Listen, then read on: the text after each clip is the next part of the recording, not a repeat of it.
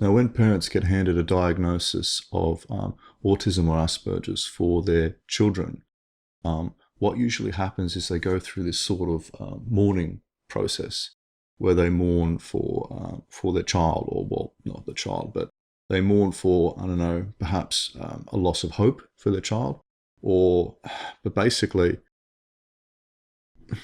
they mourn it the same way you would mourn the death of a child, and during which they dejectedly ask, what caused this to happen, or why does my child have autism?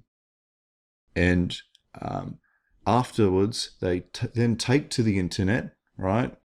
And they come up with all sorts of reasons as to what could have caused autism or Asperger's. So, after several grueling weeks of research, I have here in my hot little hands the definitive cause of autism and Asperger's. So for all those wondering, your search has finally ended. Okay, I have it right here. You ready for this? Are you all sitting down? Right. Here we go. Mercury, lead, pesticides, plastics, gluten, not enough strawberries. Okay. Brain damage. Oh, what a coincidence. Automotive exhaust, bad brain nerves, vaccines. This one's a particularly prevalent one. Vaccines. Now that vaccines have been heavily debunked, they just move on to the ingredients like thimerosal. Chemicals found in non-stick cookware. Lack of maternal bonding. This one's particularly disgusting. That's where people implicate the parents. They say, oh, you didn't love them enough, and so that's why they've autism. Bad parenting, no worms, parasites, heavy metals, Lyme disease, trauma, relative finger length. That's the finger length of either the parents or the grandparents or something like that. Okay, money, amino acids, too much androgen, air pollution, the internet. Rubella, that's the German measles. Drugs during pregnancy. Vitamin deficiency. God. Food and water, oh, we're fucked now. Circumcision. Fragile X syndrome.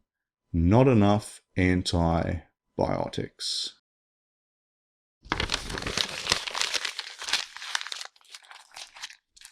Okay, see, I get it.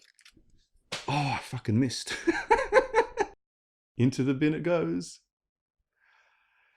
Yeah, the truth of it is, it's because we're born that way. And that autism and Asperger's is caused by parents having a child. No, really, that's really it. And you have to realize that NTs and AS people have marched together lockstep throughout the evolutionary process for countless millennia now, and it is how nature intended, not some awful aberration or something along those lines. If you're going to ask why are people born autistic, you also then have to ask why people are born neurotypical, or you have to ask why are some people born left-handed, or why are some people born gay, or why are some taller or shorter, or what have you. These things are not deficits or something awful. They're a part of this wonderful variation that is the human species. Okay, we're born that way because we are as nature intended.